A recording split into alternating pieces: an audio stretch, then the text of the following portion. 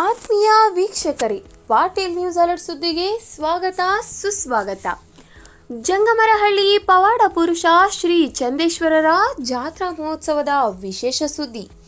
ಮಸ್ಕಿ ತಾಲೂಕು ಹಾಲಪುರ ಸಮೀಪದ ಜಂಗಮರಹಳ್ಳಿ ಸುಕ್ಷೇತ್ರದ ಮಹಾಪವಾಡ ಪುರುಷರು ಶ್ರೀ ಚಂದೇಶ್ವರರ ಜಾತ್ರಾ ಮಹೋತ್ಸವವು ಇಂದು ಬೆಳಗ್ಗೆ ಸುಮಂಗಲೆಯರ ಕುಂಭ, ಕಳಸ, ಡೊಳ್ಳು, ಬಾಜಾ ಭಜಂತ್ರಿಯೊಂದಿಗೆ ಉತ್ಸವ ಮಹಾಪ್ರಸಾದ ನಡೆಯುತ್ತದೆ.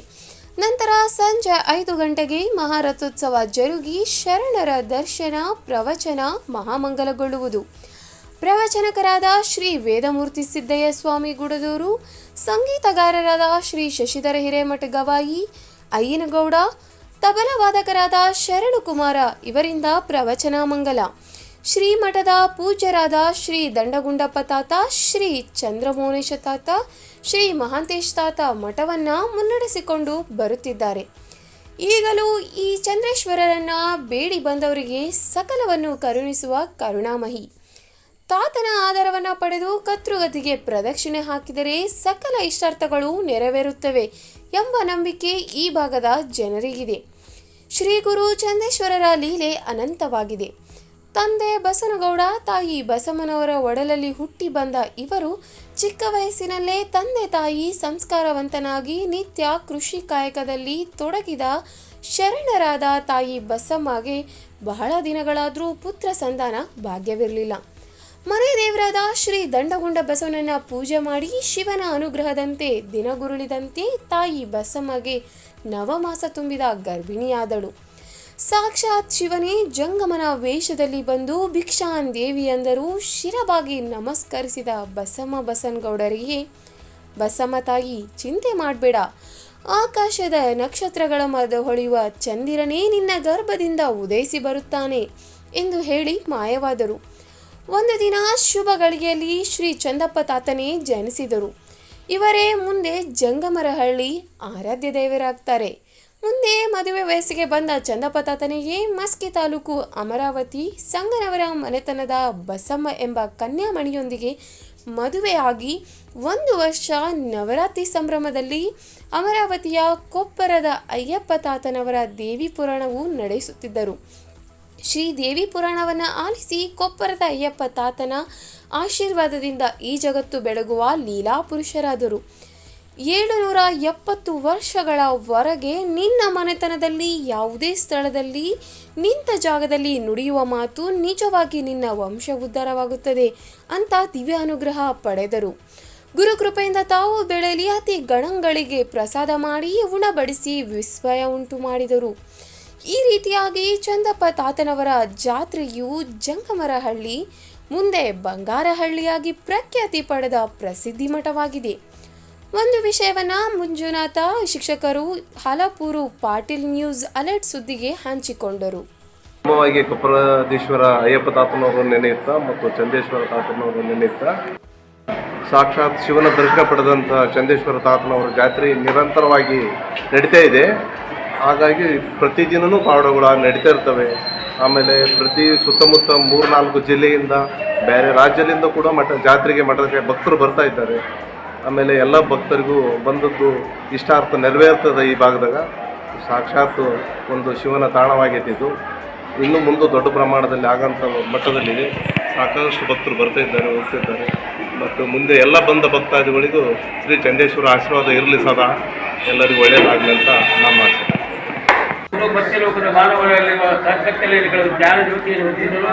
ಕಾರಣಿಕ ಪುರುಷರಾಗಿ ಗುರುವಿನ ಅಪ್ಪಣೆಯನ್ನು ಪಡೆದುಕೊಂಡು ಗುರುವಿನ ಅಂತ್ಯ ಅಂತ ಹೇಳಿದು ತಮ್ಮ ಜೀವನವನ್ನು ಪಾವನ ಮಾಡಿಕೊಂಡವರಲ್ಲಿ ಅಗ್ರಗಣ್ಯರು.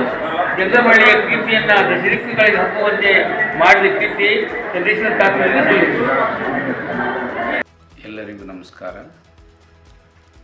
ನಮ್ಮೂರಿನ ಆರಾಧ್ಯ ದೇವರಾದಂಥ ಚಂದಪ್ಪ ತಾತನವರ ಅಡಿದಾವರಿಗೆ ನಮಸ್ಕರಿಸುತ್ತಾ, ದಾರಾ ಬೇಂದ್ರೆಯವರ ಒಂದು ಸಾಲು ನನಗೆ ನೆನಪಿಗೆ ಬರ್ತದೆ.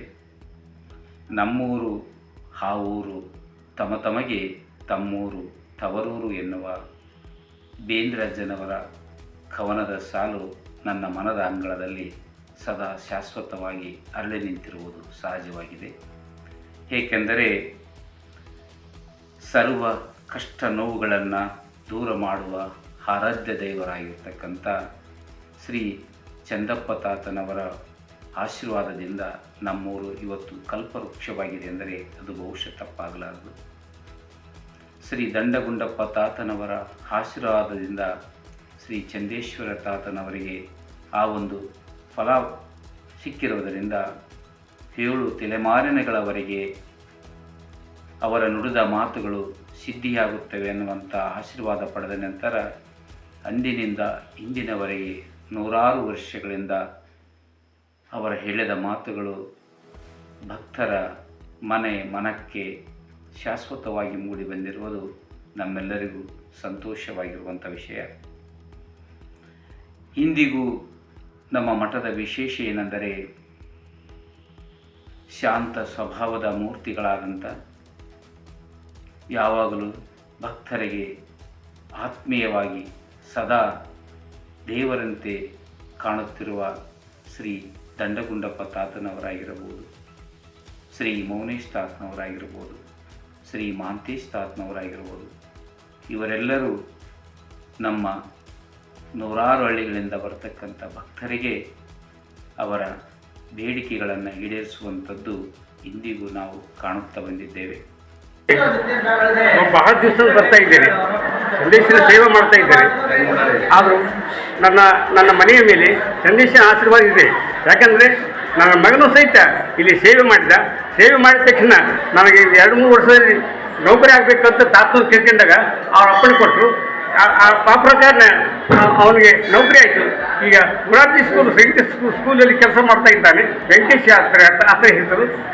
ಆದರೂ ಸಹಿತ ಈ ಚಂದೇಶ್ವರ ಪುರಾಣಕ್ಕೆ ನಾನು ಒಂದು ಪ್ರತಿಜ್ಞೆ ಮಾಡಿದ್ದೇನೆ. ಏನಿಲ್ಲ, ನಾನು ನನ್ನ ಜೀವನ ಪರ್ಯಂತ ತಾತ ಅವ್ರ ಸೇವೆ ಮಾಡಬೇಕಂತ ಹೇಳಿ ನಾನು ಬಿಟ್ಕೊಡ್ತಾ ಇದ್ದೆ. ಹಳ್ಳಿಯ ಆರಾಧ್ಯ ದೈವವಾಗಿರುವಂಥ ಶ್ರೀ ಚಂದೇಶ್ವರ ತಾತನವರ ಮಹಾರಥೋತ್ಸವ ಡಿಸೆಂಬರ್ 2ನೇ ತಾರೀಕು ಸೋಮವಾರದಂದು ಅತಿ ವಿಜೃಂಭಣೆಯಿಂದ ಜರುಗುತ್ತಿದ್ದು, ಈ ಭಾಗದಲ್ಲಿ ಶ್ರೀ ಚಂದೇಶ್ವರ ತಾತನವರು ಎಲ್ಲ ಜನಗಳಿಗೆ ಪಾಲಿನ ದೇವರಂದ್ರೆ ತಪ್ಪಾಗಲಾರ್ದು. ಯಾಕಂತಂದರೆ ಅವ್ರಿಗೆ ಯಾವುದೇ ಕಷ್ಟ ಕಾರ್ಪಣ್ಯಗಳಂತ ಬಂದರೆ ಅವೆಲ್ಲವುಗಳನ್ನು ಪರಿಹರಿಸುವಂಥ ಪೂಜ್ಯರು ಈ ಒಂದು ನಾಡಿನಲ್ಲಿರುವಂಥದ್ದು ನಮ್ಮೆಲ್ಲರ ಸೌಭಾಗ್ಯವೇ ಸರಿ. ಕಳೆದ ವರ್ಷ ಎಲ್ಲ ಭಕ್ತಾದಿಗಳ ವತಿಯಿಂದ ಮಹಾರಥೋತ್ಸವದ ಹೊಸ ತೇರನ್ನು ನಿರ್ಮಾಣ ಮಾಡಿ ಬಹಳ ಅತಿ ವಿಜೃಂಭಣೆಯಿಂದ ಅದನ್ನು ಎಲ್ಲ ಭಕ್ತಾದಿಗಳು ನೆರವೇರಿಸಿದ್ದಾರೆ.